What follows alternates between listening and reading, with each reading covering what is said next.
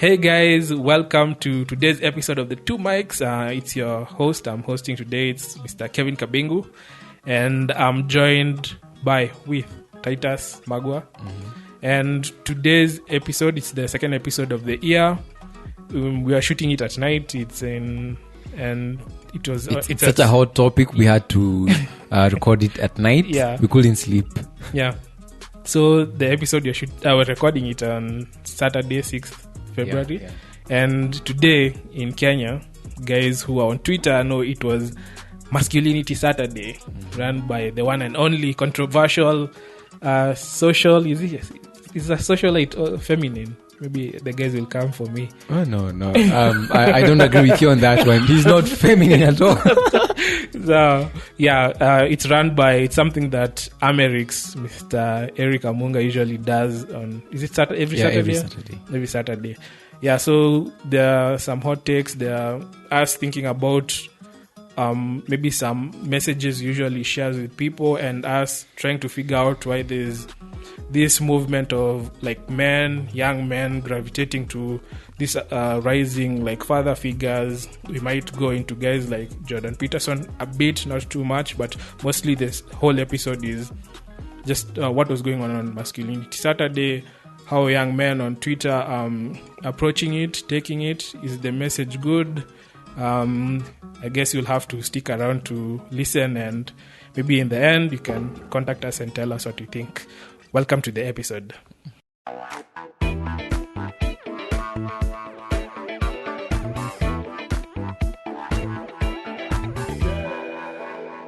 Hi everyone, welcome to The Two Mics. This is a special episode. We are shooting at 11 p.m. at night. It's Masculinity Saturday. Yeah. Oh, Charles is not here for the years. Today I'm joined by one of our special guests, recurring guests, Mr. Titus Magwa. Yes, sir. Ladies and gentlemen. Yeah. So today, I think because of the topic, Masculinity Saturday, it's been trending all day. We're recording this on Saturday, and we had a few questions or things or views about the topic, and on this mostly we wanted to talk about a guy who's been very popular in Kenya called Mr. Amerix, aka Eric Amunga. Yep. Yeah. So this weekend, Twitter has been lit with Masculinity Saturday, not just today. I think this has been the norm for the past several months, but I think today it was quite fired up. So we thought we just have to do this. So Amerix, I'll just go through his bio, how he describes himself. Don't want to risk misrepresenting him. So he says he's a certified medical specialist in reproductive health. He's here to help you lose weight and stay fit. He's keen on men's health, but also helps women. His areas of consultancy are obesity, diabetes, and sexual health. He also helps men beat addiction towards pornography, masturbation, smoking, and alcohol. And he also says that he works with a team of honest professional consultants. Okay, for me, I don't know much about Amerix, but yeah, I've seen the whole Masculinity Saturday thing trending all day. So what's Masculinity Saturday? Masculinity Saturday is this hashtag that Amerix started, where he uses that platform to educate men on some of the things that he's mentioned. So men's health, relationships, reproductive health. Yeah, so it's something that has picked up quite a lot. Right now, as we speak, he has around 192,000 followers on Twitter. It's quite a very huge following. And then he also has a Telegram channel, a hardcore team of the dedicated men, around 25,000 followers, mostly men, I suspect. So it's just advice for men? Yes, it's just advice for men. Because there are some areas where I feel I agree with him 100%. For instance, when it comes to health and how he encourages men to take care of their bodies, I'm with him 100% because he's very much for men being physically fit. So I happen to be part of the core team. Of his Telegram group. Yeah, of his Telegram channel. But I joined just out of curiosity. Because I could see his activity on Twitter. So when I learned that there's a channel on Telegram that has more interest, I was just curious, and I just want to find out what goes on over there. So you believe, man, if she tells you that a certain man is pursuing her, tell her you wish her and the man all the best. It is a shit test. She's testing your resilience against her hypergamy. Man up. That's Amerix for you. That's the tone he takes on almost all... everything he says, actually. So, okay, I think maybe away from this, I know many people who are listening probably have an idea. I had a general idea of who Amerix was. I just wasn't following him that much. So maybe taking this conversation to something larger in terms of why do you think it's a movement I've seen that's been starting and has been really picking up, the movement of like men empowerment somehow, and men looking for, maybe lack of a better word, a father figure or someone who is going to advise them. Okay, I think before I come to that, I don't think we've really addressed my opinion on Amerix. Okay. Yeah. So because I was just on the first item on health, where I say that I fully agree with him. I'm very much pro fitness, and that especially men should be physically fit. So if it means joining a gym, lifting weights, running, doing whatever you have to do to be fit, then he's also very much for reading books. He normally shares his books for the month. So, like for instance, in February, I just shared this week. I hope he won't remove me from his channel. I hope they're not top secrets. But so, like some of the books he's following for this month, I think one of them is A Rational Male, Religion, and then another one on obesity. So, and he does that a lot, just to encourage men to read. So after he shares, he asks men to share what they're reading.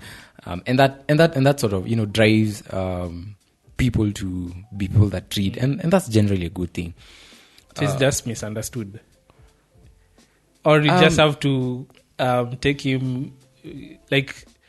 I think Amerix has it right on some things, but there are some areas where I feel he's a bit extreme, and this is especially when it comes to relationships.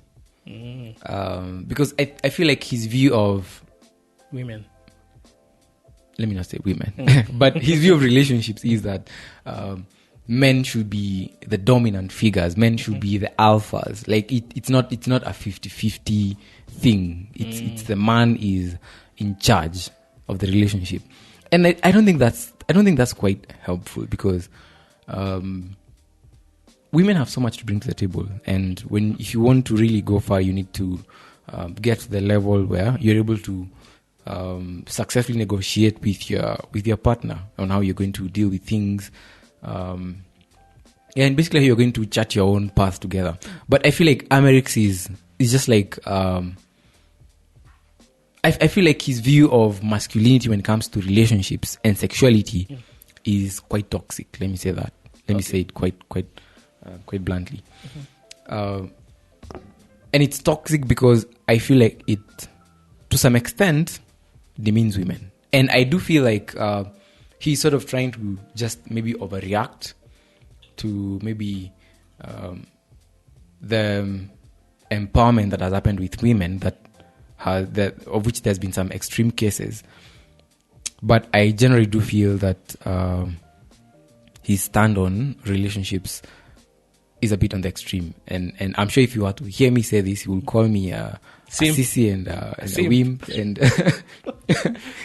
and a beta male, but it's okay. That's my stand. Yeah, so it's like from what I see, he takes a small minority of maybe the loud cases or the extreme cases is what you usually hear. But that doesn't mean that the way certain women act is how all women act. Yes. So he classifies like all women under that banner of that small group. Yeah, so it's the women who have multiple partners. So the women who don't respect their husbands, the women who yell and are like just generally disrespectful to their husbands, and that's not right coming from either genders. Yeah. So it's maybe for a person who's listening is maybe it's us just saying relationship is thriving to have like a partnership, not a dictatorship. Yeah, exactly. Yeah. So maybe if you go into his comments or tweets with that kind of lens, you'll know how to filter out stuff that's not so good for you in terms of relationship. Yeah, I'm saying that's true. The part of relationship. Yeah, but then you see the danger with someone like Amerix, and I think this is the issue with some of these leaders who sort of get to start movements, because what's going to happen with most of them, they're going to get it right on most of the things, but then they're going to get it so wrong on some things, and that's where all the problem starts. And I feel like that's the same thing with Amerix. I really do admire what that guy is doing, and then because I can see the numbers of men that are looking up to him, but then I can see that danger. I can see that danger where, because also he's pulling in the extreme men as well. Yeah, definitely. Yeah, and those guys are the ones who might use it to justify how they how they treat women. Yeah, they treat women. Yeah. So maybe, and also it kind of muddies the whole movement. Like for instance, so you say you follow him for the advice, health, and all that. There's good advice. Yeah. But is it easy for you to? But I think let me clarify. Yeah. I follow him out of curiosity. Yeah. That's the only reason. Like I'm just curious to see what's going on here. But I do not feel like he's giving me anything I can't get anywhere else. Okay. Yeah. So maybe for like those guys who there are guys who actually follow him for the good advice. Very many. Yeah. So the other guys actually make it hard for you, like for instance, to say it's like discredit some good things he says. If you tell me this is advice I got, I read it somewhere, and it's very good advice, then you tell me it's from Amerix, and I say, I don't want to listen to that because it's Amerix. Yeah. So maybe in a way it also hurts his message. Like even you don't want to say you follow him. You're just curious. Why are you curious? I think the reason I'm saying, I think the reason I'm making it clear that I don't follow him as a figure I look up to is because I want to dissociate myself from the extremes. Some of those extremes that he takes. I will not want to be associated with that. Yeah. So exactly. Some point. Exactly your point. Yeah. So maybe going back to the question, if we have exhausted that, is the question before. Why is this sudden movement of a lot of young men wanting to have father figures and leaders, despite us having institutions that have been having this role in society, i.e. churches, mosques? There are these institutions that have always had that role, even the family in itself. The dad has the role to be the father figure. I think the answer is right there in your question, because you say that traditionally we've had these institutions that have sort of played this part of mentorship to young men. And honestly, if you look at these institutions, they've all been breaking down piece by piece. And I think that is what is translating to what we are seeing here. And one interesting fact I think we were talking about earlier before the podcast was, this is not just a Kenyan thing with Amerix. The same thing with Jordan Peterson. Like 90% of the people that watch his YouTube videos are men. And this was even before he took any political stance. Because, it said that men are more into politics than women are. But even before he made any political stance, his viewership was 85% men. So there's definitely something that men are getting from these figures who are coming to sort of help them better their lives. And in my opinion, that definitely has something to do with the breakdown in the institutions that we've traditionally had. So let me borrow something from Peterson, although he's not who we are discussing today. Peterson most times refers to Friedrich Nietzsche, the German philosopher, and his book, God is Dead. And in that book, Nietzsche was just lamenting about the breakdown in society that would inevitably result as a result of, quote unquote, the death of God, like the removal of God from the moral structure of society, the removal of the place of religion, like everything will just fall apart. And I think that's part of what we are seeing. Like the foundations that have held traditional societies that were able to thrive, how they thrived, like we are doing away with them. Even the thought processes we are embracing, very fluid and very relative worldviews, like with postmodernism, and that makes everything just so messed up. So of course, definitely that leads to the breakdown that we are seeing in society, and that creates a gap and a vacuum, and these men. And it's not just these men, interestingly, because this week I just saw that the Chinese government is introducing, I think, manly sports or games for their young men because they feel that they are too feminine. There's nothing wrong about being feminine, but the instances it's okay, I don't know how to for female listeners. Okay, we're talking as men. Yeah, we're talking as men. Yeah, I hope I don't rub anyone the wrong way. Even the whole girl child, somewhere along the line we kind of forgot about the boy child. Because I think the whole thing, even the rise of Amerix, I remember a while back, everything on Twitter was boy child this, boy child this, boy child bedsitter, boy child, these are the challenges. And then from that is where we got Amerix. So yeah, the institution, it's like society said, we were not doing enough for the girls. And then we started doing stuff for the girls. But as you were doing stuff for the girls, it's like the boy was... We focus so much on the girl child, such that we sort of wanted to make the entire existence of reality like centered around women.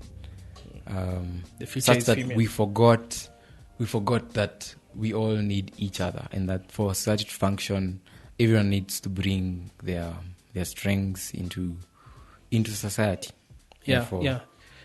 And just to pick on what has been trending today and yesterday. So just reading from some of the content that Amerix himself posted, it was about religion and men. So, and he was saying that some of the content of the original Bible, not referring to the Apocrypha books. Is the Apocrypha books or the Apocrypha Bible?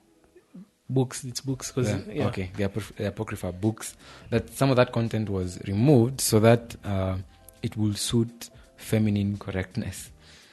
So he says that there's been a concerted distortion of religion to the ends of a feminine imperative, and that the church is now extremely hostile towards any expression of traditional manhood that does not benefit women. And the church today actively wants you to be effeminate men who should hate themselves for being strong male figures. That's a hot take. And what are the guys saying? This is the thing with Amerix. Yeah. He's very articulate. He's very straightforward. He's very stern whenever he's taking like a stand on something. And so now the responses from the men started coming in. Yeah, and most of them were agreeing and saying, this is the reason I haven't gone to church since 2017. Others saying, now you're talking. Like you can see that these guys are here to agree with him. Although there were quite a few who sort of tried to take a different position and explain that that's religion, that Christ represents something different. But is there some truth to it? Like you said, a lot of men are going to the Jordan Petersons and the Amerixes. We are seeing a big number of men not going the church route. Why? Okay, Why is that? When we say there's some truth to it, what do we mean? Okay, it's like the reason he's giving. It's like me trying to explain a phenomena. We are seeing that a lot of men are opting out of going the church route or being in church. For him, that's his explanation. His explanation. Yeah, so it's like for us is what do we think is the issue? First of all, I think definitely we can't exactly break down this issue. There's this perspective of development and how as the world progresses, nations tend to be more secular. And I think it's Tim Keller who has mentioned in his book The Reason for God about how so there was that general prediction that as science improved, as we got to have a better understanding of the world, that we would become more materialistic, but materialistic in the sense of naturalist, such that we don't believe in a supernatural being, like as general societies, specifically because of the progress in science. But he also highlights that in that book, as that has been happening, yes, it's true that the numbers that like attending more towards irreligion and agnosticism, they're increasing and growing. But at the same time, interestingly, the numbers of those who are becoming more spiritual and in a very dedicated way is also significantly growing. So, and what's that resulting in is in a rift, a very sharp rift, such that you don't have like a gray area at all. And to think about it, I think there might be something to that, because even here locally, a few years back, you will find that people used to take maybe private stances on these things, but they will still, be part of the local churches. They'll still be part of a community that, in a sense, represented the old order of that institutions, even if it was not exactly like a church. But then today you find that people are more expressive and people are more willing to take a stance against religion and against all these old institutions. But at the same time, there's still men in the church.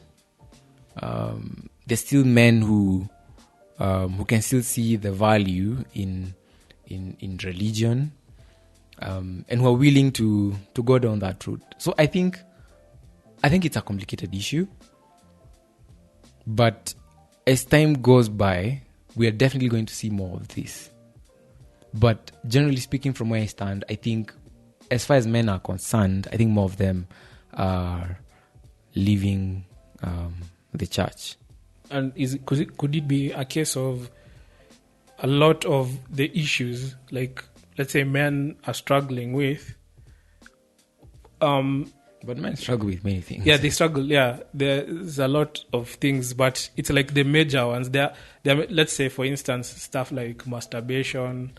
Like there stuff maybe, even if it's addictions. Let's say if it's addictions, they feel like when they go to church, the issue is not sufficiently handled.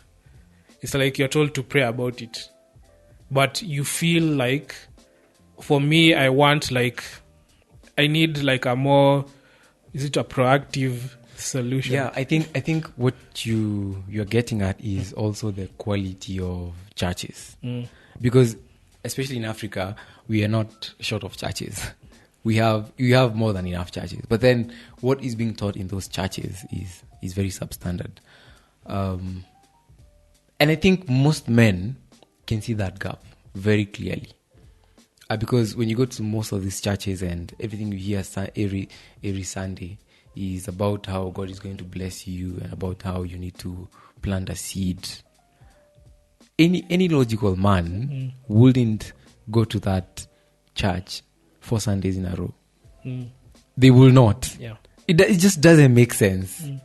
So, but then I feel, and this is where I feel like maybe perhaps the church needs to also address some of these issues from their end, because from my studies of Christianity, I'm not claiming scholarship in Christianity or anything, but from the little that I know about Christianity, it's a very deep philosophy of life that, if well taught, it can be able to ground men and women to be very good pillars for society.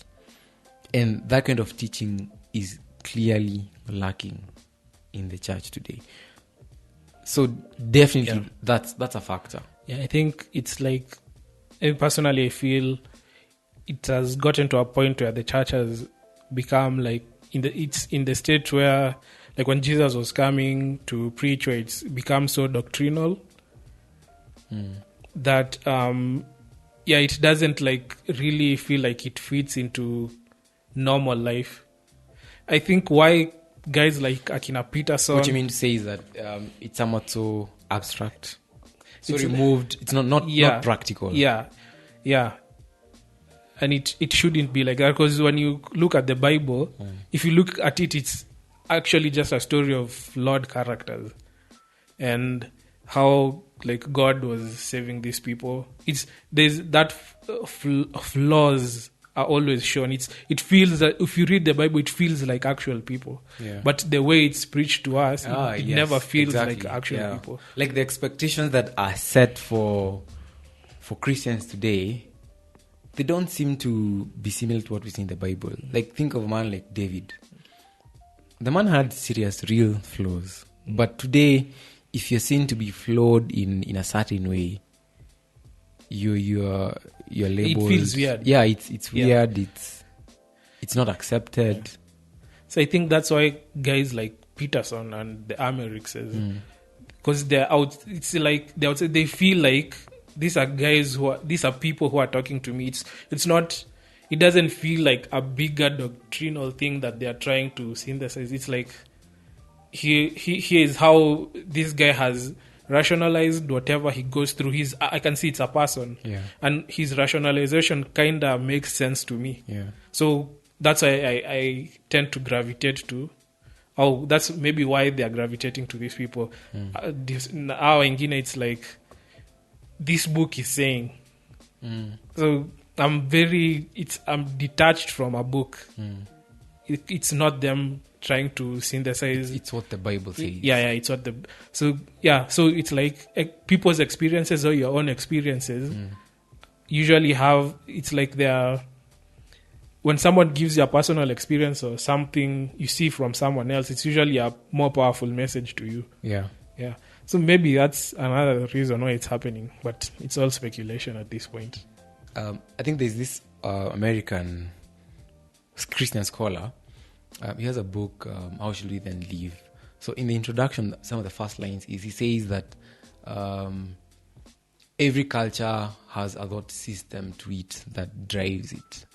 And if you examine like the thought system, like the thought climate prevalent today, it's not something that appreciates logical reasoning. It's not something that appreciates some of those traditional values. Like, okay, I feel like we're coming back to some things I mentioned, but it's almost sort of we are destroying everything. We are destroying the fabric of everything that has shaped society as it is today. Especially with this postmodernism. I feel like that would be the end of society as we know it. But unless we counter that, because you see, the issue with this thought climate is it captures the education system. It reshapes the next generation. So you have an entirely different people with very different values. People who don't think of family in the traditional sense. People who don't appreciate some of those old priceless truths. It's like what you're saying. Maybe we're referring to Peterson a lot, but it's how he said there's a reason why, for instance, if it's the Bible stories or stories societies or communities have always had to govern whichever ideology they have, there's a reason a lot of them worked and they were handed down. No matter what you believe in them, if you believe they're fictional or not, there's something they had in them that helped this society to get or to thrive in the way they did to this point. So it's that we should not just say, oh, okay, these people are not literate, they didn't know how the world worked, and just throw away everything that they were teaching all through the centuries. There's always a powerful message in ideas that have like spanned through the test of time, like even 6,000 years till now. There's a reason it has been able to trickle down up to today. And I don't know, so maybe that's how I view, even if it's something like the Bible, that's how I view it. There's a reason why this story has, or this book, all the teaching it has trickled down to this point we have. So whichever teaching or message it has to be good for me to live my life. Yeah, and then again, like something the postmodernists, I think, don't pause to think about is, if you look at even the Bible itself, it's a very deep book, like a book written over a period of 1,500 years, but there are interconnections all through. It's not your everyday book, and a book that has stood the test of time.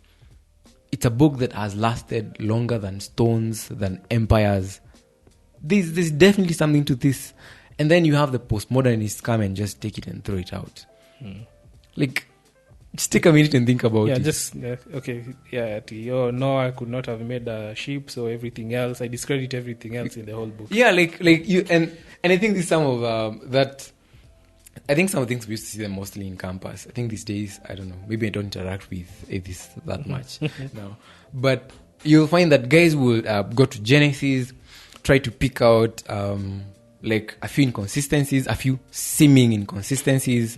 Like, so God made light on the first day, the sun came on the third day. Where did the light come from? This is nonsense. And someone throws out that book. Like, come on, take a minute, think about it. There are people that have spent their entire lives thinking about these things and they've not exhausted them. And you want to throw it out after, I don't know, a week or a month or a few hours of thinking about it. Maybe, personally, maybe for me, I might fall in a bit of that camp because I feel I mostly lean towards like being agnostic somehow. I have issues. I'm praying for you. Yeah, I have issues, but I don't throw the whole thing away because I get that idea of. But then, how I see agnosticism, because I think these things, I've wrestled with them a lot in my mind. Because there's that part of us that wants to understand. Yeah. But I think you'll have to settle with the fact that you will not understand everything.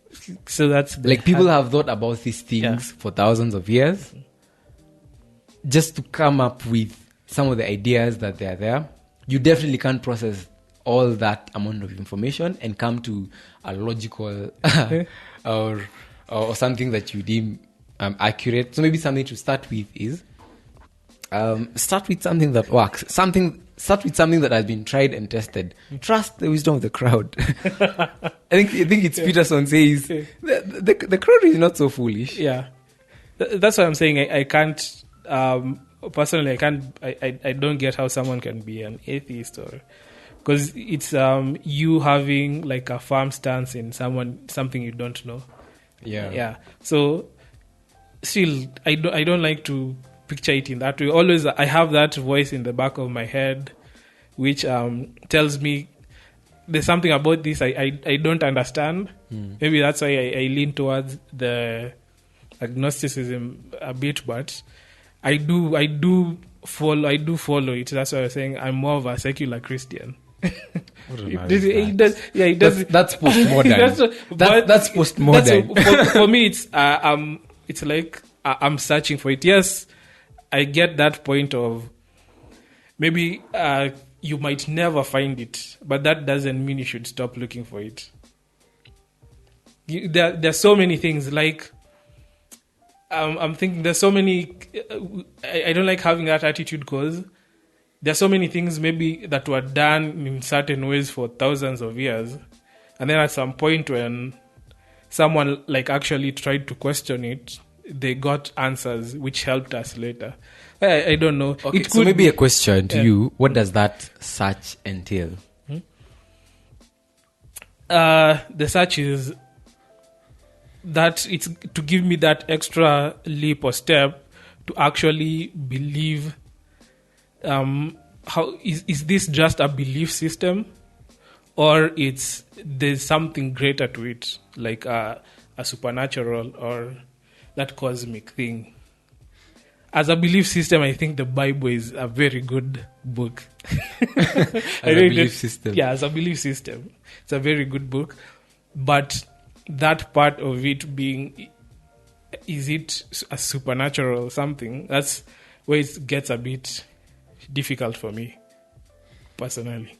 I know we have deviated. Yeah, we've deviated. So Amerix today. So some of his, maybe I can just read one of his tweets. Mm-hmm. So today's topic again was men and religion. So there's this part where he's addressing men and says, "Men, be spiritual. A spiritual man appreciates that there's a supreme metaphysical power that connects him to his purpose and mission. He knows what is right from wrong. A spiritual man has a spiritual communion that binds his soul, mind, and body." But that he says that after trying to destroy religion and everything. But I don't know. I get the religion part because, in a way, religion. But you see, I think sometimes I feel like I also feel like he's doing more harm than good, because I mean, when you tell people to be spiritual, what does that mean? What on earth does that mean? Yeah. Where should they start? So are you telling them to join a church? Are you telling them to study the Bible for themselves? Are you telling them to consider Eastern religions? What are you saying? He says everything, because I think he says Christianity, Muslim, Stoicism. I don't know if it's in one of his tweets or I read it in the Telegram group or something. But yeah, he does say it's like the spiritual, where you can find spirituality, take it from there. That's how I get his. But then again, it's very. That has like that characteristic mark of postmodernism, because he's simply saying all these things. There's nothing objectively useful to it if whatever usefulness you can get anywhere applied for you. When he's saying that, when he's telling men to be spiritual, he's in a sense acknowledging that the old order of spirituality and religion has some value to it. Does, yeah. But he's also in the same breath trying to discredit that same old order. Yeah, is he trying to discredit the old order, or what the old order has become in terms of the way we see religion has morphed into something I think he's else? Trying to discredit the old order, because if you are for the old order, he will be advocating for the old order in its purest form. But he's not doing that. He doesn't say about he's trying Jesus to, No, he doesn't say about... But he does say some nice things about Jesus, as would anybody. Yeah. So that doesn't mean anything.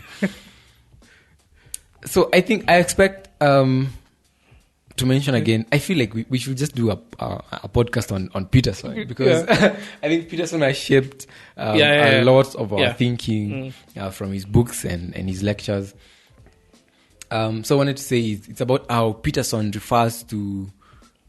Peterson is interestingly not a Christian, but he does say he believes in God. And his definition of God is something... It's a very long description of God. It's something very scholarly. But okay, I wanted to say about how Peterson keeps on referring to those old traditions and their psychological value and their value towards society as it is. Something interesting, an interesting thought. A friend of mine recently sent me something. Do you know that there are people that say Calvinism set the groundwork for capitalism? In what way? In the sense that since they believed that man is flawed and man can do totally nothing about it, so there's this Reformation view towards work. Mostly, I think it was also with the Puritans, where Christians focus on the material world, like to redeem the present world, because they are. And I do believe, yes, there's that, because I can see that in the scriptures where, like God is creating and Christians join on hands with God to redeem this world. Because there's a place in Romans where it says that God will renew all things. Can't specifically remember that verse. Yeah, I haven't been much of a good Christian lately. But yeah, but so the explanation goes that so after Calvinism now brought on that theological, it's something very strong. Mm-hmm. So for them to sort of appease themselves and sort of try to put in that labor, sort of trying to bring in back what they had removed from the Catholic tradition or that place of works, they instead replaced it with this now focus on the material world and work. And that sort of set the basis for capitalism. And work and profit. Oh, yeah. But so it gives someone an incentive to do work. Yeah. But I'm sure I've not done justice to that explanation. I think we can just put a link to the description. Yeah, you'll give me the link. I'll share it. But I do see it does. I don't know if it makes sense, but I don't know. For them, I don't think... The paper makes sense. I'm going to share it. You're going to read it. But it's an interesting take. I've never thought about it in that way. It was so interesting. So where were we? It did more harm than good. Or generally to the rest of the world, it did more harm. No, it did more good. Capitalism is good. Like, our world today will not be the way it is if it were not for capitalism. Capitalism has its flaws, definitely. But so far... It's the best system. It's the best economic system democracy. We have. Yeah, it's not perfect, but it's better than the other options that we have. Okay. So after that economics tangent we went on, we can bring it back to now. So in conclusion, I know the episode has gone into many tangents. I don't know if it's. I think generally the whole message was. I felt like there is that struggle for men trying to find an identity in this modern world. Yeah. So a lot of them don't know where to get it. And this movement of, yes, we have the Amerix, but I think we need more, like, I'm not saying more people, but more ways in which we can mentor this. Young men who are coming up in today's society. It's like Tito was saying, maybe Jordan Peterson is one. Yeah, I think for me he took me through those moments where I was having like a lot of confusion in things, and he like streamlined them. And he's done that for many people. Yeah, so. I think for most men still, they don't, a lot of the advice we get is from our fellow peers. Yeah.